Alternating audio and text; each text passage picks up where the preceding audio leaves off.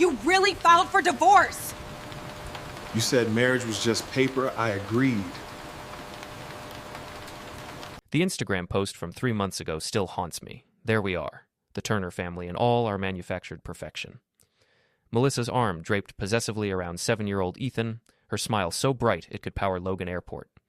Me standing slightly behind them, that dopey grin I always wore when I thought I was living the American dream. Before we dive deeper into this story, I have one small request. Please subscribe, drop a like, comment, and hit that hype button to boost this channel so more people can discover these incredible Reddit stories. Our perfect little family heading to Disney World, the caption read. 47 likes. Melissa's mother Pam commented first, as always. My beautiful daughter deserves the world. Janet, Melissa's best friend, added her typical crude humor. David better keep up with you two lovebirds in the heat. I should have seen the signs then. Should have noticed how Melissa angled the camera to minimize me in the shot, how she posted it without asking, how she'd already started referring to Ethan and herself as a unit that I was lucky to join. My name is David Turner. I'm 36, a paramedic with Boston EMS, and apparently the world's biggest fool. For 8 years of marriage, I thought I was the steady one, the reliable husband who kept our suburban life running while Melissa climbed her marketing consultant ladder. I was the guy who remembered parent-teacher conferences, who knew Ethan's friends' names, who actually listened when my kid talked about Pokemon cards and playground politics. Melissa saw it differently. To her, I was the wet blanket. Too sensitive. Too involved. You hover, David, she'd say, scrolling through her phone while I helped Ethan with homework. Let the boy breathe. The irony wasn't lost on me. I spent my days literally helping people breathe, performing CPR, making split-second decisions that saved lives. But at home, I was suffocating everyone with my attention. Our house in Newton sits on a tree-lined street where everyone knows everyone's business. The Hendersons next door have lived there 40 years and can tell you which neighbor is cheating on their taxes, their spouse, or their diet. Mrs. Watson across the street runs the unofficial neighborhood watch, which is really just an excuse to catalog who's drinking too much wine on weekday afternoons. It was Mrs. Watson who first mentioned seeing Melissa's car in Lance Morrison's driveway. Lance, the divorced entrepreneur who moved in 6 months ago with his Porsche and his collection of barely legal girlfriends. He threw parties that lasted until 3 a.m. and somehow made selling protein supplements on Instagram sound like running Microsoft. Just thought you should know, Mrs. Watson said one Tuesday morning as I loaded my gear bag into the ambulance. Yesterday afternoon, her car was there for 3 hours. I laughed it off. Melissa was probably networking. She was always networking, always chasing the next client, the next opportunity to prove she was more than just a suburban mom. That's what I told myself anyway. The first real crack appeared during Ethan's school play, second grade's production of The 3 Little Pigs, where Ethan played the wolf. He'd practiced his lines for weeks, perfecting his growl, making me time his dramatic entrance. The play was at 2 p.m. on a Thursday. I'd switched shifts to be there. Melissa didn't show. Where's Mom? Ethan asked afterward, still wearing his wolf ears, scanning the crowd of parents with their phones out. She had a work emergency, I said, the lie tasting bitter, but she's so proud of you. We'll celebrate at home. That night, I found Melissa in our bedroom, fresh from a shower, humming while she applied some expensive face cream I'd never seen before. How was the play? She asked without looking up. He was incredible. You should have seen him command that stage. I'm sure he was fine. She rubbed the cream into her neck with careful precision. Janet texted me about some new client opportunity. Big pharmaceutical company looking for a complete rebrand. Could be huge for me. During Ethan's play? She finally turned around, and for a moment I saw something cold in her eyes. Something that reminded me of the way she looked at telemarketers before hanging up on them. Not everything revolves around elementary school theater, David. Some of us have real careers. I should have pushed back then. Should have pointed out that my real career involved saving actual lives, while hers involved convincing people they needed more expensive face cream. But I didn't. I never did. That was our dynamic. Melissa pushed, I absorbed. She criticized, I adapted. She demanded, I provided. The Disney trip was supposed to fix everything. Melissa's idea, pitched to me like a business proposal over morning coffee. Ethan needs this, she said, showing me hotel options on her laptop. Quality family time, away from distractions. What about work? You've been so busy with that pharmaceutical client. That's exactly why we need this. I've been neglecting my family. She reached across the table and squeezed my hand. I want to be a better wife, a better mother. I believed her because I wanted to believe her. Because the alternative, that my marriage was dying and I was too pathetic to see it, was too terrifying to consider. We planned everything together. Flights, hotel, dinner reservations at restaurants where cartoon characters would pose for pictures with Ethan. Melissa even suggested matching t-shirts, an idea so unlike her that I should have been suspicious. "We'll look like tourists," I said. "Exactly.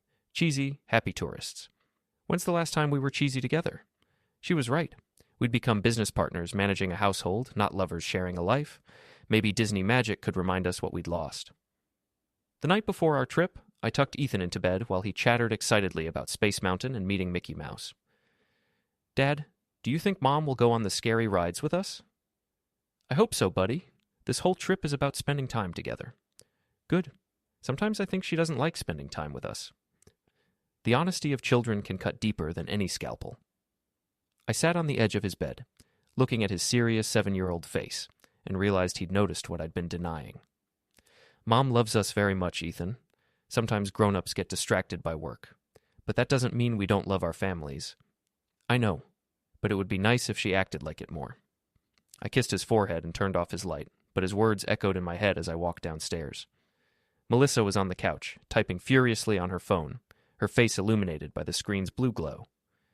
"Everything okay?" I asked. "Just confirming some details with Janet. She's watching the house while we're gone, remember?" I didn't remember discussing that, but Janet had a key from the time she'd fed our goldfish during a weekend getaway. It made sense. "What kind of details?" "Nothing important. Girl stuff." She looked up at me with that bright smile again. "Are you excited? Tomorrow we'll be in Florida, drinking overpriced cocktails while our son meets his heroes. I'm excited to see you both happy." "We will be, I promise." It was the last promise she'd ever make to me, though I didn't know it then.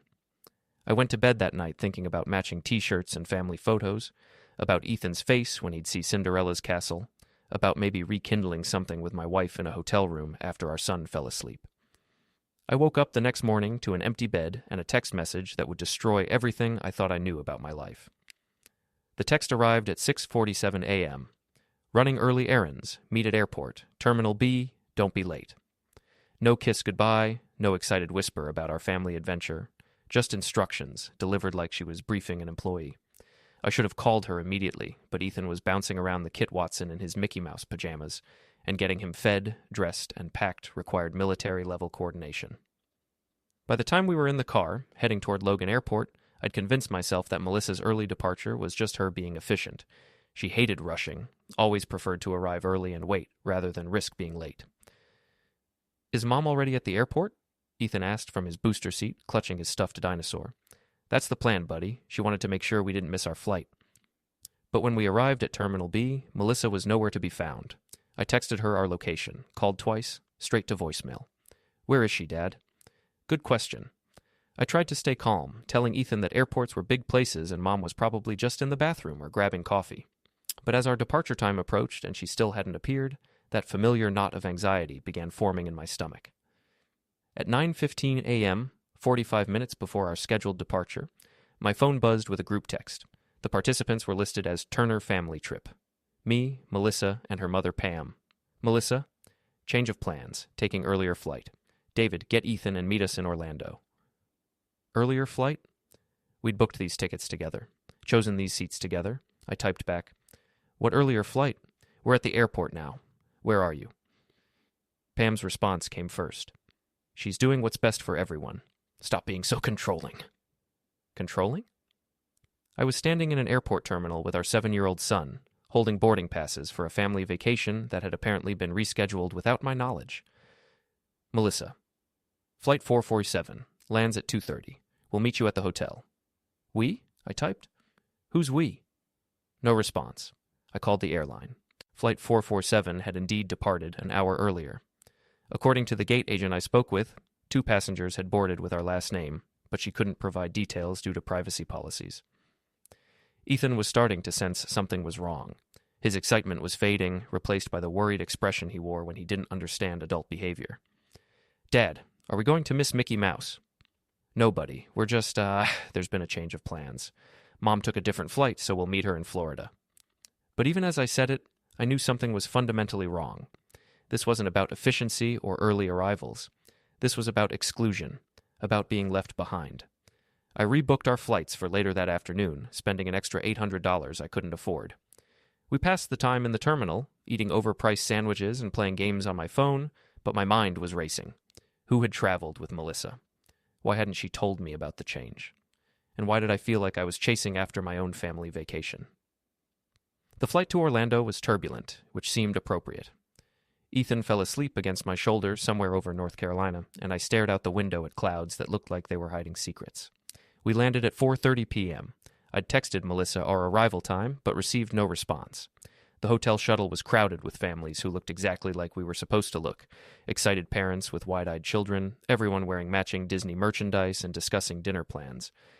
The Grand Floridian was exactly as advertised, massive, elegant, and expensive. The kind of place where you felt underdressed even in your best clothes. I approached the front desk with our confirmation number, Ethan's hand in mine, both of us dragging suitcases and looking like refugees from our own vacation. "Turner," I told the desk clerk, "we have a reservation." She typed efficiently, then frowned at her screen. "I'm showing a change to your reservation, sir. It's been modified to a single room, 1 adult, 1 child." "Modified by whom?" "The primary account holder, Melissa Turner. She checked in this morning and requested the change." The lobby suddenly felt like it was spinning. "She's here? Can you call her room?" Another frown. "Sir, I'm showing that she checked out this afternoon. She left a message for you." The message was in a sealed envelope with my name written in Melissa's precise handwriting. I opened it right there at the front desk, Ethan watching my face for clues about what was happening to his world. "David, I need space to think about our marriage. Take Ethan home tomorrow. We'll talk when I'm ready. Don't try to contact me. M." That was it.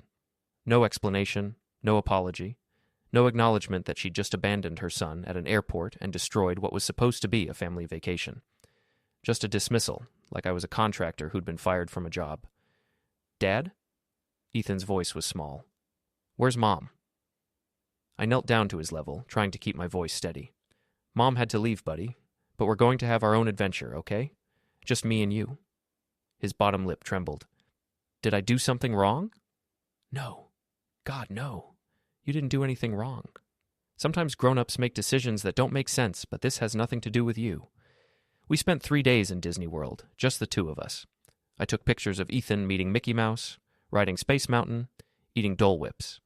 I posted them on social media with captions about father-son bonding time, pretending this had been the plan all along. But every photo told the real story if you looked closely enough. A little boy who kept scanning crowds for his mother, and a father who was trying to hold a family together with duct tape and denial.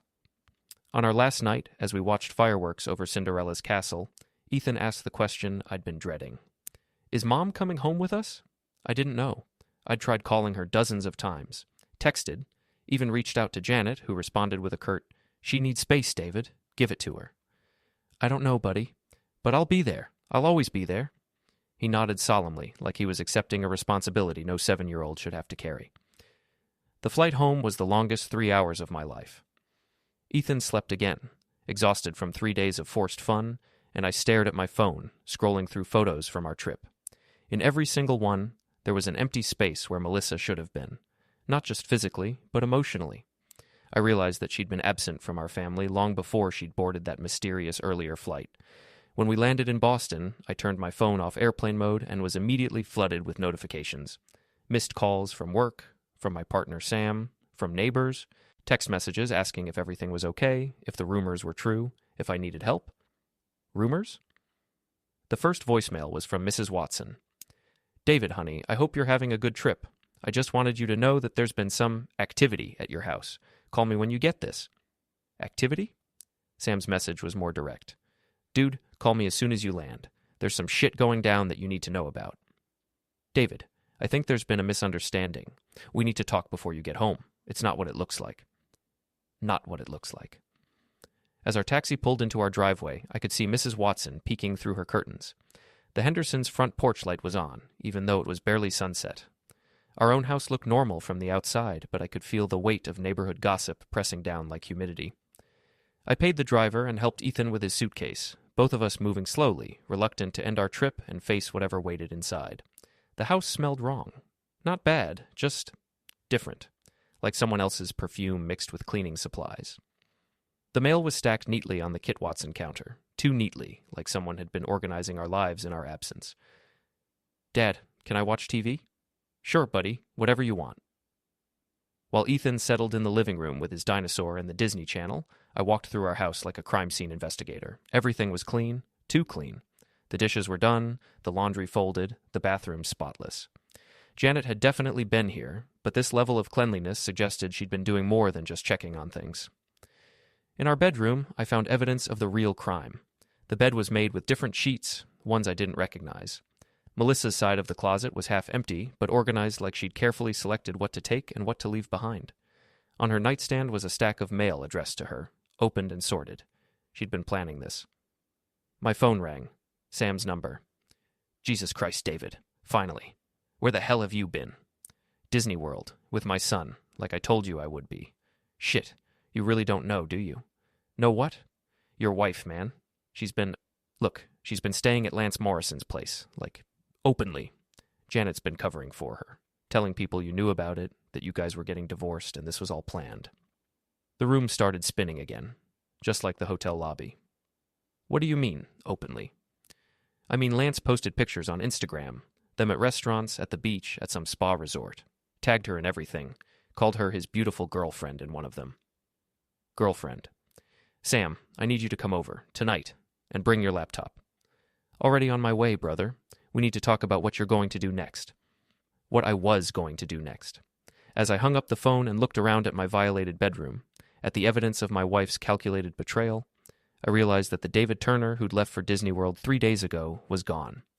That guy had been naive enough to believe in matching t-shirts and second chances. The David Turner standing in this room was someone else entirely. Someone who'd been publicly humiliated, abandoned, and lied about. Someone whose 7-year-old son was in the next room, probably wondering why his mother didn't love him enough to stay. Someone who was about to learn exactly what he was capable of when pushed too far. Sam arrived 20 minutes later with his laptop, a 6-pack of beer, and the grim expression he usually reserved for fatal car accidents. My partner of 5 years had seen me handle every kind of medical emergency with calm professionalism, but he'd never seen me like this, standing in my Kit Watson, holding my phone like it was evidence of a crime. "Show me," I said before he'd even sat down. He opened Instagram and navigated to Lance Morrison's profile. The first post was from 2 days ago, a sunset photo of Lance and Melissa at what looked like a beachfront restaurant. Her head was on his shoulder, both of them tanned and relaxed. The caption read, "Paradise is better with the right person." New beginnings, blessed. 43 likes, including one from Janet. "There's more," Sam said quietly, scrolling down. A spa photo. Melissa in a white robe, cucumber slices over her eyes, Lance's hand visible in the frame holding champagne. "Couples massage day with my beautiful girlfriend. Life is good. Korshun spoiled, Honsol luckyman." A beach photo. Melissa in a bikini I'd never seen, laughing at something off camera while Lance flexed beside her. Beach bodies and better days ahead. Some people are worth waiting for. Upgrade, Nofir living my best life. Each post was a knife twist, but it was the dates that really destroyed me. The spa photo was posted the same day as Ethan's school play. The beach photo was from yesterday, while I was pushing my son on swings at Disney World, trying to explain why Mommy wasn't there. "David," Sam said, closing the laptop. "I'm sorry, man." I walked to the refrigerator and grabbed 2 beers, my hands surprisingly steady. "How long has the neighborhood known?" "Mrs. Watson called me yesterday morning. She was worried about you, wanted to know if you were okay with all this. When I told her you were in Florida with Ethan, she got real quiet, said she didn't think you knew." "And Janet's been telling people I knew, that we were getting divorced?" "That's the story she's spreading. That you and Melissa had worked everything out amicably, that you were fine with her dating Lance, that the Disney trip was like a goodbye vacation before the custody arrangement kicked in." I took a long drink of beer and felt something cold and calculating settle in my chest. "Custody arrangement?" Sam pulled out his phone. "Janet posted this on Facebook this morning." It was a long post, the kind of oversharing that Janet specialized in, but this one was different. This one was about me. Sending love and support to my girl Melissa during this difficult transition. Divorce is never easy, but I'm so proud of how maturely she and David are handling everything. It takes real strength to put your child's needs first and work out an amicable custody agreement. Some people are just better as friends than spouses, and there's nothing wrong with admitting that. Melissa deserves happiness, and I'm so glad she's found it with Lance. Divorce, co-parenting, schaut schauen new beginnings, schaut friendship. 26 likes. 12 comments of support for Melissa's courage and strength. She's been planning this for months, I said, more to myself than to Sam. The Disney trip wasn't about fixing our marriage. It was about getting me out of town so she could move her stuff and control the narrative. What are you going to do? Good question. The old David would have called Melissa, begged her to come home, agreed to couples therapy and whatever other humiliating concessions she demanded. The old David would have prioritized keeping the family together over his own dignity, but the old David hadn't been abandoned at an airport with his 7-year-old son. Hadn't been publicly cuckolded while he was taking that same son to meet Mickey Mouse. Hadn't been lied about to his entire community by people he'd trusted. I'm going to destroy her, I said quietly. Sam raised his eyebrows. Okay, but legally, right? I'm not bailing you out of jail. Completely legally. She wants to control the narrative? Fine. But she's going to learn that there's a difference between spin and truth, and the truth has a way of winning in the end. I spent the next hour on the phone with a divorce attorney recommended by one of the ER doctors at Mass General. Margaret Pike had a reputation for being both brilliant and ruthless, exactly what I needed. Mr. Turner, she said when I explained the situation, I'm going to ask you some difficult questions, and I need you to answer them honestly. Have you ever hit your wife? Never. Threatened her? Never. Had an affair? No. Any history of drug or alcohol abuse? No. Criminal record? Clean. Good. Now, do you have evidence of her abandoning your son? I thought about the airport, the hotel, the group text messages. Yes. Do you have evidence of her adultery?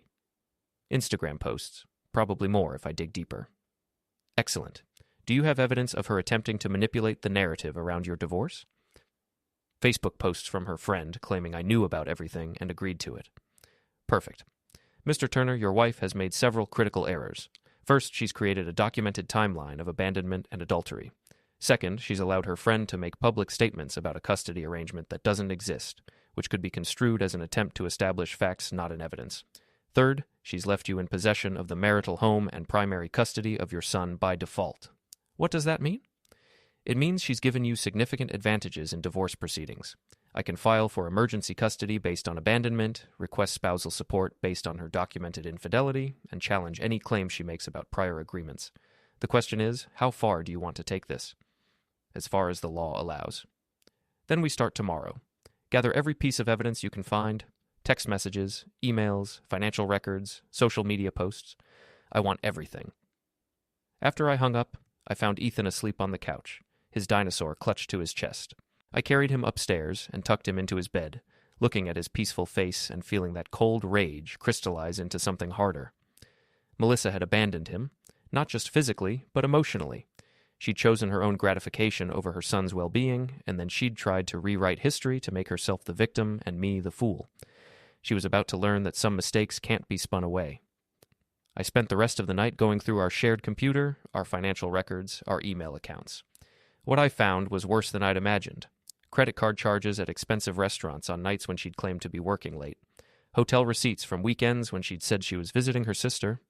Emails to Lance dating back 4 months, filled with the kind of intimate details that made my stomach turn. But it was the email to her lawyer that really opened my eyes.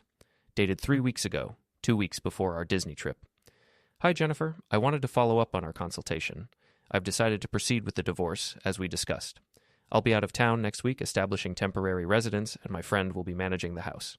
Please prepare the papers we discussed, including the custody arrangement. I want this to be as clean as possible. David can be emotional, but I think he'll agree to our terms once he understands this is what's best for everyone. Let me know what other documentation you need. Melissa. Temporary residence. She hadn't just abandoned us for a fling, and she'd been planning to leave permanently. The Disney trip was supposed to be her alibi, her chance to establish that she was living elsewhere while I was conveniently out of state with Ethan. Except I'd come home early, and now I had evidence of everything. I forwarded the email to Margaret Pike with a note. Found this on our shared computer. What does it mean for us? Her response came back within an hour, even though it was nearly midnight. It means we have her for attempted fraud and conspiracy. She was planning to claim temporary residence while maintaining access to marital assets and attempting to manipulate custody arrangements.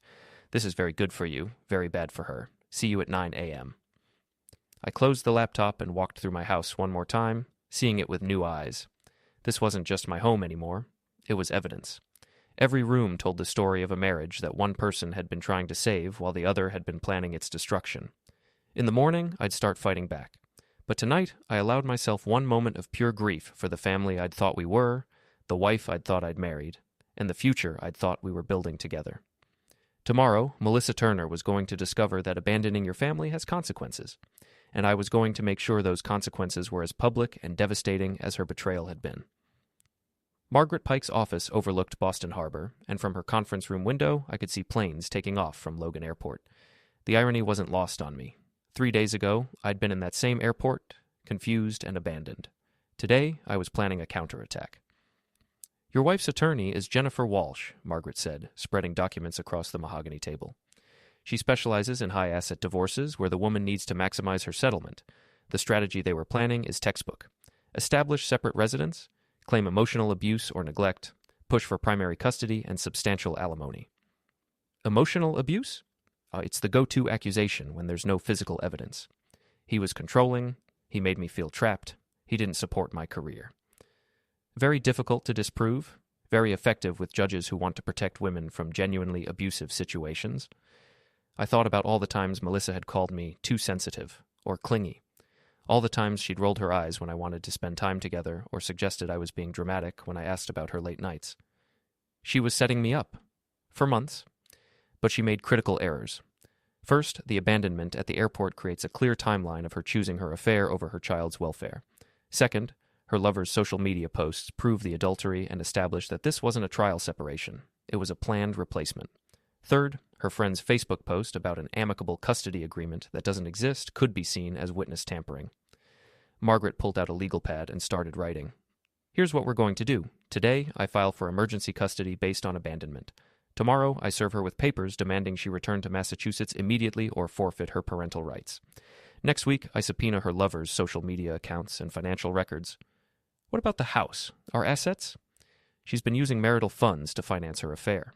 Every dinner, every hotel room, every spa treatment with Lance Morrison was paid for with money that legally belongs to both of you. We can demand restitution and use it to argue that she's been dissipating marital assets in preparation for divorce. How long will this take? Depends on how smart her lawyer is.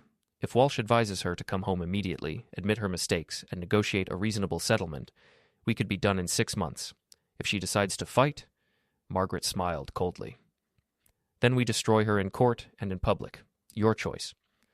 I want her to come home and face what she's done. Then we start with maximum pressure. I'll have papers served to her at Lance Morrison's address within 48 hours. The local sheriff's department will handle it, which means it becomes public record.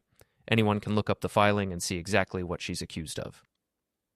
I signed the papers authorizing Margaret to act on my behalf, then drove home to find Mrs. Watson waiting on my front porch with a casserole dish and the expression of someone who had gossip to share.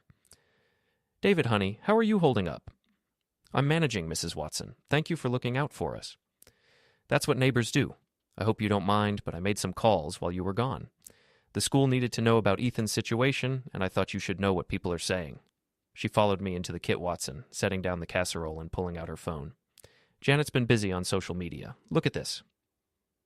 It was another Facebook post, this one from yesterday evening. "I'm getting tired of people judging my friend Melissa for choosing happiness. Yes, she's dating someone new. Yes, she's getting divorced. But some of you act like she committed a crime by leaving an unhappy marriage. David is a good father, but he was never the right husband for her. She tried for years to make it work. But sometimes love just isn't enough. I'm proud of her for having the courage to start over. And Lance makes her happier than I've ever seen her.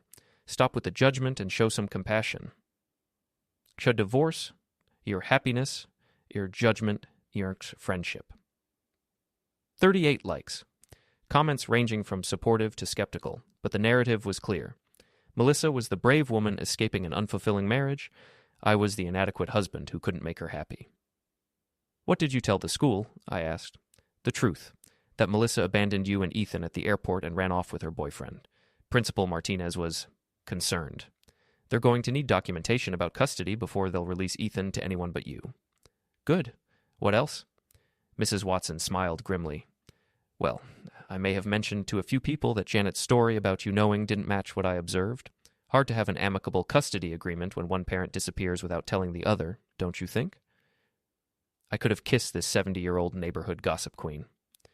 Mrs. Watson, you're an angel. I'm a mother and grandmother, David. What Melissa did to that boy is unforgivable, and what Janet's doing to cover for her is almost worse. That evening, Sam came over with pizza and found me at the Kit Watson table with my laptop, going through 5 years of credit card statements. What you doing? Building a case? Look at this. I showed him the screen. February 14th, $200 at some fancy restaurant in Back Bay. I was working a double shift that day, remember? The pile-up on 95? Yeah, you missed Valentine's Day. Melissa was pissed. Except she wasn't home being pissed. She was having Valentine's dinner with Lance Morrison while I was pulling people out of wrecked cars. Jesus. It gets better. March 10th, overnight at the Mandarin Oriental. She told me she was at a marketing conference in Hartford. How far back does this go? At least 6 months. Maybe longer. She's been living a double life and using our money to pay for it. Sam grabbed a beer from the fridge and sat down across from me. You know what this means, right? That my wife is a lying, cheating sociopath? That too. But also that she's been planning this for a long time. The Disney trip, the airport thing, Janet's posts. It's all coordinated.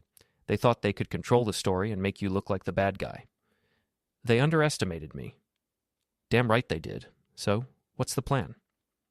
I closed the laptop and looked at my best friend, the guy who'd had my back through every crisis of the last 5 years. Tomorrow she gets served with papers. Emergency custody hearing next week, but that's just the legal stuff.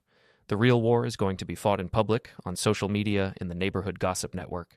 She wants to control the narrative? Fine. But she's going to learn that the truth is a lot more powerful than spin. What do you need me to do? Help me document everything. Every lie Janet posts, every photo Lance shares, every piece of evidence that shows what really happened. And when the time is right, we're going to tell the real story. The whole truth? Every humiliating detail. That night, after Sam left and Ethan was asleep, I sat in my living room and thought about the man I used to be. 3 days ago, I would have been horrified by the idea of publicly destroying my wife's reputation. I would have prioritized privacy, dignity, taking the high road. But 3 days ago, I still believed that people were fundamentally decent, that marriage meant something, that mothers didn't abandon their children for Instagram-worthy affairs. Melissa had taught me that I was wrong about all of that. Now I was going to teach her what happened when you underestimated a man with nothing left to lose. My phone buzzed with a text from an unknown number. This is Lance. We need to talk. What Melissa did wasn't right, but there are things you don't understand. Call me. I stared at the message for a long moment, then deleted it without responding. If Lance Morrison wanted to talk, he could do it through lawyers. The war was just beginning. The papers were served at 11:47 a.m. on Thursday while Lance Morrison was washing his Porsche in his driveway. I know because Mrs. Watson called me with a play-by-play as it happened. The sheriff just pulled up. Lance is trying to hide behind his car, but there's nowhere to go. Oh my goodness, he's calling for Melissa. She's coming out in a bathrobe. David, she looks terrible. I was at work, restocking the ambulance after a routine transport, but Mrs. Watson's commentary was better than any soap opera. She's reading the papers now. Her face just went white. Lance is pacing around like a caged animal. Wait, she's on the phone, probably calling her lawyer. This is better than my stories. Margaret Pike had warned me that serving papers at Lance's address would create a spectacle, but I hadn't anticipated how satisfying it would be.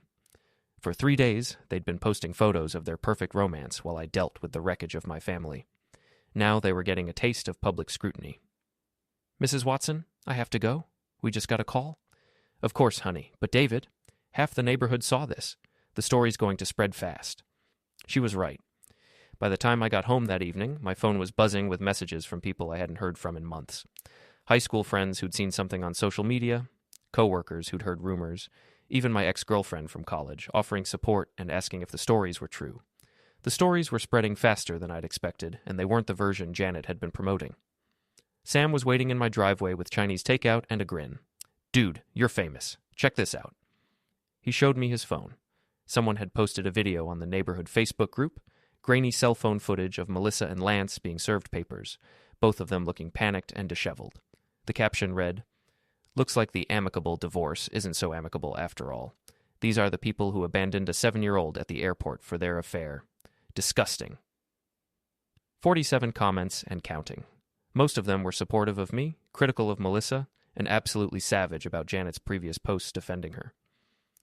"This is just the beginning," I told Sam as we sat at my Kit Watson table, eating lo mein and reading comments from neighbors I barely knew. "Wait until the custody hearing." "When is it?" "Next Tuesday. Margaret says Melissa will either show up to fight or try to settle before it becomes public record. Either way, she has to come back to Massachusetts and face what she's done." "What if she doesn't show up?" "Then I get full custody by default, and she loses any claim to Ethan or our assets. Margaret doesn't think she's that stupid, but we'll see." My phone rang. Margaret Pike. "David, I just got off the phone with Jennifer Walsh. Your wife wants to negotiate." "What kind of negotiation?" "She's claiming the abandonment was a misunderstanding, that she had a family emergency and couldn't reach you. She wants to return to the house, resume normal custody arrangements, and work out the divorce amicably." I laughed, actually laughed out loud. "A family emergency that required her to post beach photos with her boyfriend?" "That's exactly what I told Ms. Walsh. She's also claiming that Lance Morrison's social media posts were unauthorized, that he was exaggerating their relationship for attention." "And the hotel receipts? The restaurant charges? The emails to her lawyer?" "She's prepared to reimburse you for any inappropriate use of marital funds and claims the emails were just exploratory, not a concrete plan." "Margaret, she abandoned my son at an airport to run off with her boyfriend in Florida. I don't care what kind of story she's trying to tell now." "I agree, but I have to present you with her offer. She's willing to accept a 50-50 custody split, waive any claim to spousal support, and take only her personal belongings from the house. In exchange, you agree not to pursue the abandonment charges and keep the divorce proceedings private." I looked across the table at Sam, who was shaking his head. "What does your gut tell you?" I asked Margaret. "That she's scared. The public attention is worse than she expected, and she's realizing that her strategy backfired. But David, I also think she's going to fight if you don't accept this offer. Jennifer Walsh doesn't like to lose, and they'll throw everything they can at you. Let them. I'm not accepting anything that lets her pretend this was mutual or amicable. She made her choice when she got on that plane without her son." "Then we go to court. Fair warning, it's going to get ugly." It's already ugly. At least now it'll be honest." After I hung up, Sam raised his beer in a toast. To honesty. To consequences. We clinked bottles, and I felt something I hadn't experienced in months. Hope. Not for reconciliation or forgiveness, but for justice. For the truth to matter more than spin. That weekend, I took Ethan to his soccer game and experienced the full power of neighborhood gossip.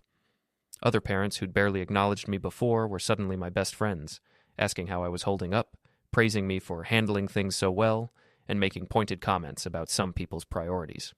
Janet was there, standing alone by the bleachers, looking like she'd rather be anywhere else. When she saw me, she walked over with the determined expression of someone about to deliver an unpleasant message. "David, we need to talk." "I don't think we do." Melissa asked me to apologize. She never meant for things to happen this way. "Which things? The affair, the abandonment, or the lies?" Janet glanced around nervously, aware that other parents were listening. "She's coming back tomorrow. She wants to see Ethan. She can see him at the custody hearing, with lawyers present. Don't be like this. She made a mistake, but she's still his mother." "Janet, you've spent the last week telling everyone that I knew about her affair and agreed to it. You posted on Facebook that we had an amicable custody arrangement worked out. You called her brave for abandoning her family. And now you want me to just forget all that?" I was trying to help. "You were trying to control the narrative, just like she was. But here's the thing about the truth. It doesn't need your help." I walked away, leaving Janet standing by the bleachers while other parents whispered and stared. Ethan scored 2 goals that game, and for the first time in months, I felt proud of something in my life. That evening, I got a text from Melissa. "I'm flying back tomorrow. We need to talk before the hearing, for Ethan's sake." I showed it to Sam, who was over for dinner and Sunday night football. "You going to respond?" "Already did." I showed him my reply. "See you in court." Brutal. "She abandoned our son at an airport, Sam. She doesn't get to play the for Ethan's sake card now." Monday morning, I dropped Ethan off at school and drove to work, feeling lighter than I had in weeks. The custody hearing was tomorrow. Melissa would have to face the consequences of her choices, and the truth was finally going to matter more than her carefully crafted narrative. I had no idea that she was planning one final, desperate move that would test everything I thought I knew about justice, revenge, and the price of winning. Melissa was waiting in my driveway when I got home from work Monday evening. She was sitting in her car, a new BMW I'd never seen before, probably Lance's, with the engine running and her phone pressed to her ear. When she saw me pull up, she ended her call and got out. She looked different, thinner, more polished, like she'd been professionally styled. Her hair was shorter and lighter, her clothes were expensive, and she moved with a confidence I didn't recognize. This wasn't the woman who'd left for Disney World a week ago. This was someone who'd been transformed by her affair into a version of herself that felt entitled to everything. David, thank you for agreeing to talk. I didn't agree to anything. This is my house, and you're trespassing. It's our house. Legally, I still live here. Not according to the hotel records in Florida, or Lance's Instagram posts, or the fact that you haven't been here in a week. She smiled, and it was the same bright, fake smile from her social media photos. I know you're angry, but we need to think about Ethan. He needs both his parents. Where was that concern when you left him at an airport? That was a misunderstanding. I had a family emergency. Stop. I held up my hand. Just stop. I've seen the emails to your lawyer. I know this was planned. I know you've been having an affair for months and using our money to pay for it. I know you coordinated with Janet to control the story, so don't stand in my driveway and lie to my face. Her composure cracked slightly. Fine. Yes, I've been seeing Lance. Yes, I was planning to leave, but I never meant to hurt Ethan. You abandoned him. I made a mistake. People make mistakes, David. But I'm here now, trying to fix it. You're here because you got served with papers and realized your fairy tale romance has consequences. She stepped closer, and I could smell expensive perfume that didn't belong in my life. What do you want? Money? I'll pay back every cent. An apology? I'm sorry. I'm genuinely sorry for how this happened. I want you to face the truth about what you did, in court, on the record, with no spin and no excuses. And then what? You get full custody, I get nothing, and Ethan grows up thinking his mother is a monster. Ethan will grow up knowing that actions have consequences, that you can't abandon your family and then rewrite history to make yourself the victim. She was quiet for a moment, studying my face like she was seeing me clearly for the first time in years. You've changed, she said finally. You abandoned me and our son. Of course I've changed. This isn't you. The David I married would never be this cold. The David you married believed his wife loved him. That David was an idiot. Her phone buzzed with a text. She glanced at it, and her expression hardened. Lance thinks I should fight this. He says you're trying to punish me for being happy. Lance is welcome to share his thoughts at the custody hearing. I'm sure the judge would love to hear from the man who helped you abandon your son. He didn't help me abandon anyone. This is between you and me. No, Melissa. This stopped being between you and me the moment you got on that plane without Ethan, the moment you posted those photos, the moment you let Janet lie about me on social media. You made this public, so now it gets resolved in public. She stared at me for a long moment, and I could see her calculating, trying to find an angle that would let her win. What if I told you Lance was pressuring me, that I was scared to leave him, that he threatened me if I didn't go to Florida? I'd say you're lying, and I'd say it's disgusting that you'd fake being a victim of abuse to cover up your own choices. You don't know what it's been like, David. You don't know how unhappy I've been. Then you should have gotten divorced like an adult instead of abandoning your child and having an affair. Her phone rang, Lance's name on the screen. I have to take this? Take it somewhere else. You don't live here anymore. She answered the phone and walked back toward her car, her voice rising as she talked. I couldn't hear the words, but the tone was clear. They were arguing. The fairy tale romance was showing cracks under pressure. 5 minutes later, she hung up and came back to where I was standing. He's not happy about the custody hearing. He thinks it'll damage his business reputation. His business reputation? He's a supplement salesman who posts thirst traps on Instagram. He's building a brand. This kind of drama could hurt his sponsorship deals. I stared at her, genuinely amazed. Melissa, do you hear yourself? Your boyfriend is worried about his Instagram sponsorships while you're about to lose custody of your son. It's not that simple. It's exactly that simple. You chose him over Ethan. Own it. She got back in her car without another word and drove away. I stood in my driveway, watching her taillights disappear, and felt something settle in my chest. This wasn't about marriage anymore, or love, or even revenge. This was about accountability, about making sure that people who abandon their children face consequences. The custody hearing was at 9 a.m. the next morning. I arrived early with Margaret Pike, carrying a folder full of evidence that told the story of my marriage's destruction in painful detail. Melissa walked in at exactly 9 a.m. with Jennifer Walsh and Lance Morrison. She was dressed conservatively, navy suit, minimal makeup, hair pulled back, trying to project maternal responsibility. Lance looked uncomfortable in an ill-fitting suit, like he'd rather be anywhere else. The judge was the Honorable Patricia Watson. No relation to my neighbor, but equally unimpressed by bullshit. She reviewed our filings for 10 minutes while we sat in silence, then looked up with the expression of someone who'd seen every variation of human selfishness. Ms. Walsh, your client abandoned her 7-year-old son at an airport to vacation with her boyfriend in Florida. She then allowed her friend to spread false information about custody arrangements that don't exist. Please explain to me why I shouldn't award full custody to Mr. Turner immediately. Jennifer Walsh stood up with the confidence of someone who'd talked her way out of worse situations. Your Honor, my client had a family emergency that required immediate travel. She attempted to contact her husband but was unable to reach him due to poor cell service. The social media posts by Mr. Morrison were unauthorized and don't reflect the true nature of their relationship. Judge Watson looked at Lance. Mr. Morrison, did you post photos of yourself with Mrs. Turner on social media?